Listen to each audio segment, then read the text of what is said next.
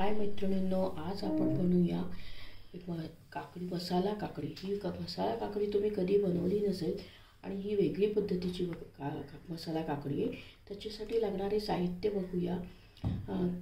Desiccated खोबरं घ्यायचं, तुमच्याकडे जे सुकं खोबरं असेल ते घ्या। लसूण, हिरवी मिरची, कोथिंबीर हे सर्व वाटण करून घेऊया। आणि तेल, मोहरी, हळद, मीठ। आपण तो जे कोथिंबीर, हिरवी मिरची, लसूण आणि खोबरे हे सगळं वाटण करून घेतले।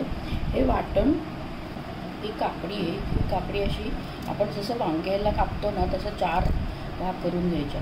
आणि जर समजा तुम्हाला वेळ नसेल तर याचे बारीक बारीक तुकडे करून, हे बघा ही काकडी आहे, ही काकडी अशी मोठी असं करून हे वांग्याला भरतो ना तसं कापून घ्यायचं। आणि जर तुम्हाला वेळ नसेल तर याचे बारीक बारीक तुकडे करून केले तरी पटकन होते, पण ही जरा वेगळी आहे, मुलांना वेगळं वाटतं म्हणून ही केलेली बरी। आणि सकाळी डब्यासाठी वेळ नसेल तर याचे बारीक बारीक तुकडे करून टाका।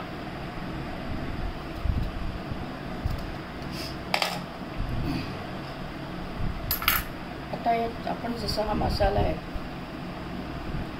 हा मसाला हे असं याच्यात भरायचा।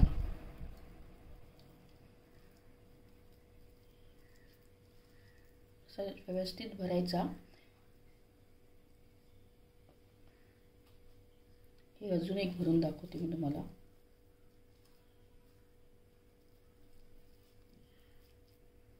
जसं आपण वांग्याचं करतो ना मसाला, तसं हा खोबरं, लसूण, हिरवी मिरची टाकून केलेला मसाला आहे, हा याच्यात भरायचा। आणि ही जरा वेगळी भाजी, तुमच्याकडे जर किटी पार्टी कोणी जेवायला येणार असेल मुलांना टिफिनसाठी, तर ही भाजी करून दिली तर ती तुमचं फार करतील आणि एका चपातीचे 2 चपात्या आणखी खातील। यासाठी ना मोहरी टाकून घ्यायची।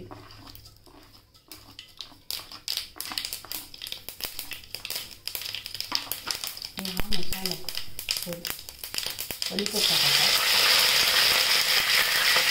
आणि हा मसाला भरला आहे तो टाकायचा। म्हणून काकडी टाकायची, तिथे बारीक तुकडे करून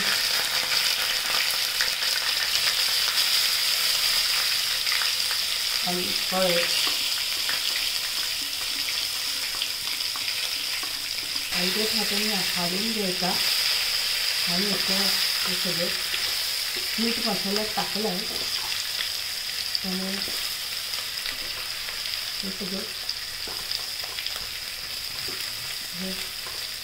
एका साईडीच आहे।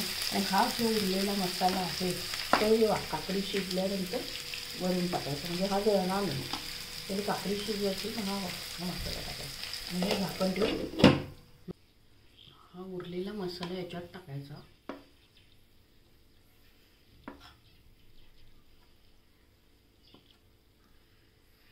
आणि हे हलवून असं व्यवस्थित हलवून घ्यायचं, म्हणजे याला सगळं कोटिंग व्हायला पाहिजे भाजीला मसाल्याचं। आणि याला 10 मिनिटं ठेवा।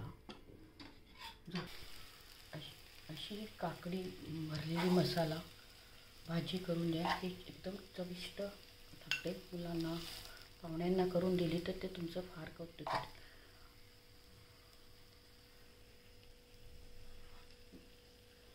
काय म्हटलं?